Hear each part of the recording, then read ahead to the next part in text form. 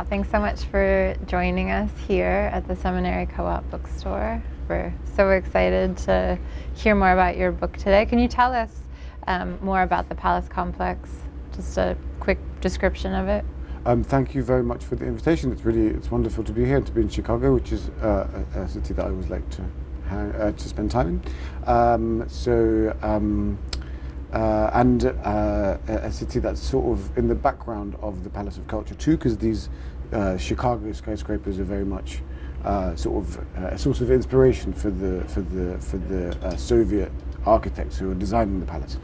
But the idea of the Palace Complex, this refers in a nutshell to this idea that Warsaw is sort of suffers from some kind of psychological illness, of just the entire city of Warsaw suffers from a pathological condition whereby it is obsessed with the Palace of Culture, with this one building. It's a kind of a cathexis of an entire city of 2 million people on just one building. I mean, Warsaw was a city comparable in size to Chicago, so imagine if Chicago only had one big skyscraper in the middle and everybody was it was being represented in popular culture, in people would tattoo it onto their bodies, they would wear clothes with it on, some people would love it, some people would hate it. So this term Palace Complex is not a term that I've invented, it's a term that people use to describe their perceived obsession with this building, and in particular it's a term that architects and like municipal politicians use when they diagnose like this problem that Warsaw has. And the suggestion is that Warsaw needs to heal or overcome or work through its palace complex and become like a normal city by various means. Mm-hmm. And can you tell us, how did you get inspired to work on that specifically in terms of your research? Yeah, that's a good question too. I suppose, I mean, in a way, because I'm from Warsaw. I was born in Warsaw and I grew up I spent 6 years of my early childhood in Warsaw. So, and then I left for the UK and I would travel back to Warsaw regularly, but I kind of had this like emigre yearning for Warsaw, I suppose. And I wanted to work on Warsaw for my PhD project, from which this book emerged. And then when I moved to Warsaw, I wanted to, because anthropologists like to generally focus, I suppose, on kind of grounded, more horizontal, more micro phenomena than Stalinist skyscrapers. So when I arrived in Warsaw, I was kind of obsessed with not looking at the palace and ignoring the palace and finding out. I was always going to work on architecture and ideology, but I precisely wanted to find something that wasn't the palace.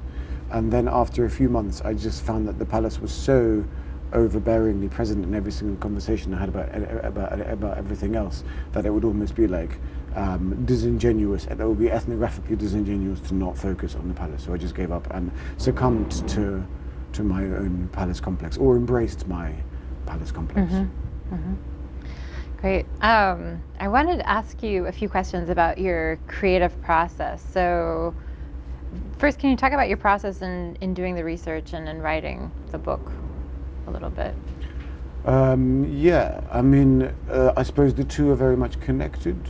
And it's hard to separate the two. I mean, I don't know how much this was the case for you in your field work, but I did have like a solid block of time where I was in Warsaw for sort of 16, 17 months, and I was sitting there in Warsaw, and I was living in Warsaw effectively, and it was strange because it's also my home city, so I had my family there, and I would be my grandparents and various siblings and cousins, etc. So I was kind of like rerouting myself in Warsaw, but at the same time, all the time looking out for conversations, sort of steering the Easter like conversation to the Palace of Culture, which became a source of irritation for many family members and friends. Mm-hmm.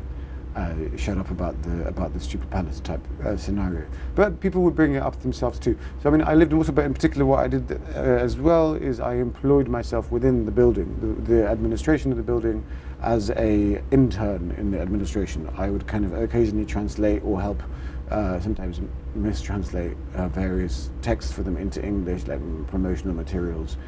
and then and help out with giving tours. Initially taking tours, and then once I got to know the building better, giving tours around the building. So I became a kind of an employee of the palace administration, but at the same time I kind of got my pass, and I was able to wander around quite freely, and no one really quite understood what I was doing, but nobody really minded, because it's such a huge entity that it's easy to get lost in. And then writing, I suppose I separated, and then I did some other experiments with kind of public ethnography, and with confronting this public obsession with the palace by kind of using the media and using arts, and working with arts institutions as a sort of ethnographic device. No, I mean, and I think something that comes out when, at least when I was reading your book, was it seemed like you had fun using these different methods, but I don't know if you want to talk more about that, or challenges you faced in reading, in doing your research, or in writing about it afterwards, or since you had this sort of heterogeneous body of stuff that you'd collected over time, since you used such different methods.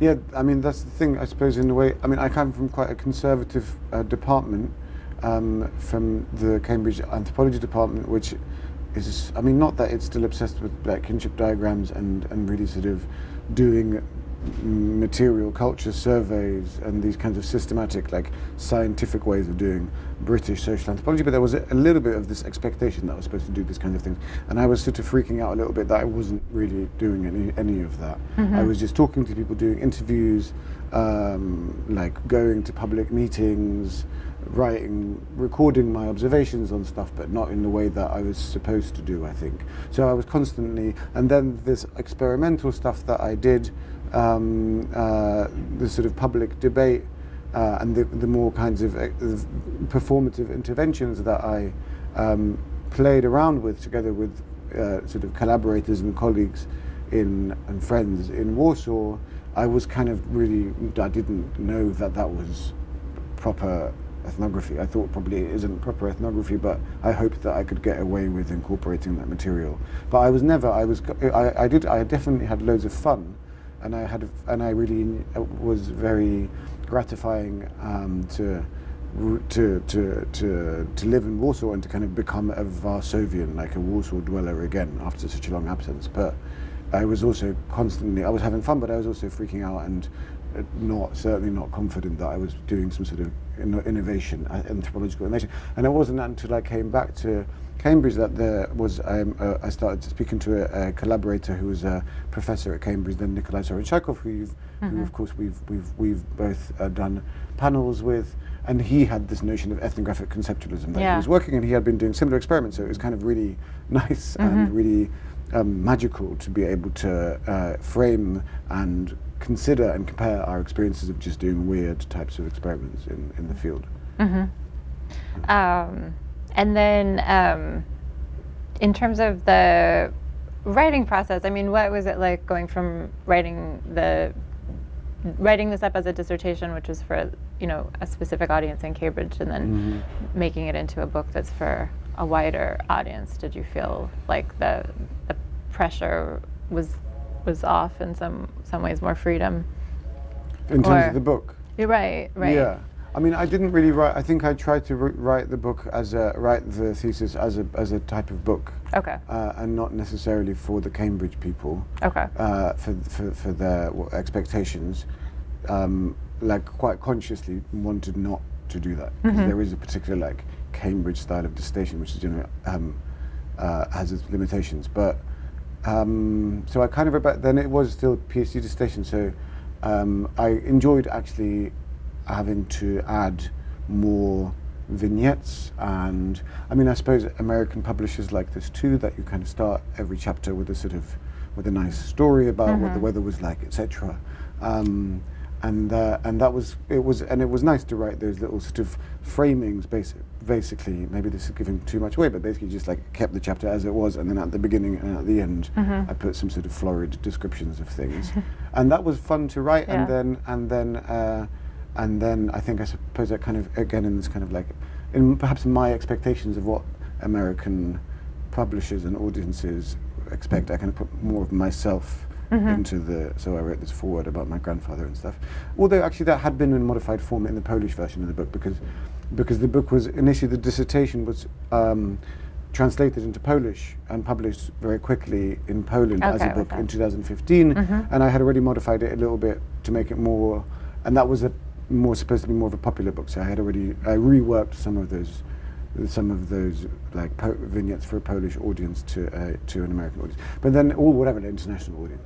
But then and a sort of interdisciplinary scholarly audience. But I didn't want it to be a book for anthropologists necessarily. Not that anthropologists can't read it, but it's not just for anthropologists, because I think that limitation of anthropology as a discipline is that it's quite self-citing and quite sort of hermetically sealed. But that was that's something that is perhaps best avoided whenever possible. Sorry, that doesn't really answer that.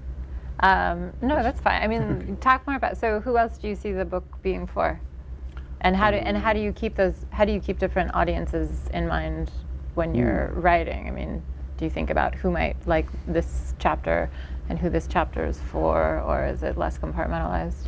Yeah, I suppose I had to kind of de-Polonify. Well, first I had to Polonize my audience a little bit for the Polish book, and then but my translator and my editor in Polish editor helped a lot with that. So then kind of de-Polonize it a little bit, to remove some of the excessive detail and like loads of like Polish names that obviously people can't, like Bielecki and Skarzeszewski, and people just can't keep those weird, unpronounceable names in their mind. So probably like anonymizing, not too much, because I think it is important to keep those names and to keep the names of streets and to keep that local detail there, because otherwise it's like you're kind of rendering people faceless. But then, I think that it's probably a book that hopefully will be of interest to some anthropologists, to scholars of Eastern Europe, of the post-socialist kind of transformation from various disciplines. I think probably it will be of interest to architects, architectural historians, and then cultural historians, because there's a lot of mostly it's just a book about, I suppose it's more cultural anthropology than social anthropology, whatever that means. Okay.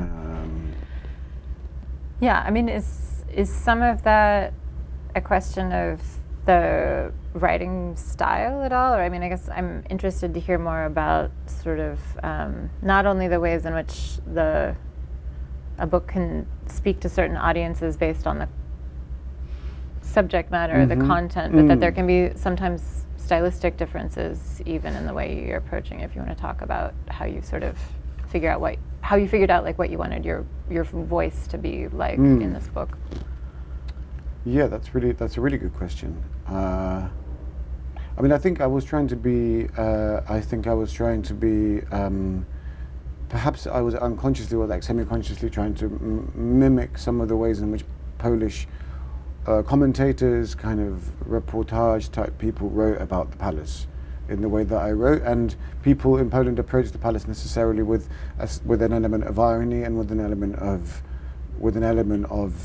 sort of self-reflection, and with perhaps I don't mean to say that I don't make any claims about the book being funny, but some humor perhaps is there too, and I think that's maybe one thing that I had the luxury of being able to write the book in a slightly different way to the way I suppose ethnographies are often written in a very cautious way, because people don't want to be seen to be taking the mickey out of their field sites. And that's something that especially a Western or an American anthropologist going somewhere other will have to be conscious of. But as a Pole writing about Poland, I could probably take more liberties with how I provoked not just my audience but also the subject matter, the poles and the buildings that I was writing about. So that's something that I was able to do more, I suppose, because of those considerations of positionality. Yeah, I mean, I suppose I wanted it to be book, but actually, and there's still some theory in there, and there's probably more, and there's probably the theory is. I mean, I tried to excise too much of the excessive Latour versus Althusser stuff that was in the thesis. There's still maybe a little bit in there, if you like that sort of thing. Yeah, that's a nice Just a nice little bit. Yeah, and so, I mean, speaking of, being Polish and writing about Poland, now your new project is based in Russia, right? So do you think that your positionality as a writer is going to be different because of that, and is it going to be trickier in terms of how you can write about what you're writing about? It's certainly trickier, and certainly the field experience in Moscow was trickier. Not that the Polish field experience was also hard, like wrenching and hard, because it was because I was also paranoid about misrepresenting like my people. But in Moscow, it's also complex because I'm a British anthropologist in a way in Russia, but I'm also a Pole, and then for historic reasons, Poles see themselves as being subjugated by Russians. Russians currently also see themselves as being subjugated by Poles, interestingly. So those are dynamics that you can talk about with Russian people, and that you can also incorporate. That's another way of getting away with being somewhat more experimental with writing, and being a bit freer with humor and with irony. And also, I suppose I was in Moscow. Most of my informants, because it's a book really about architect. The Moscow project is a book about like architectural ideology forming in contemporary Moscow. So it's largely a book about elites. Although I also did, I had conversations with construction workers and people occupying various positions on the kind of infrastructural ladder. But yeah, I think it's certainly different, but something I'm trying to reflect on at the moment in an article I'm trying to write, which is why I gave such a convoluted answer. Yeah, no, I'm excited to hear more about this research. I've seen some of it presented, and it's a lot of fun. We're in a bookstore, and so the last question I have is just, can you recommend 3 books or 2 or 4 that you think every person should read? Yes, so I mean, I really hate questions about like favorites things, so I resent that I have to answer this question, but I'm going to try. I'm sort of trying to think of. I mean, I think that an important, like, in terms of post-socialist or ethnography of socialism, post-socialism, I think that a book that everyone has to read is my supervisor, my thesis advisor, Caroline Humphrey's book about the collective the socialist and post-socialist collective farm.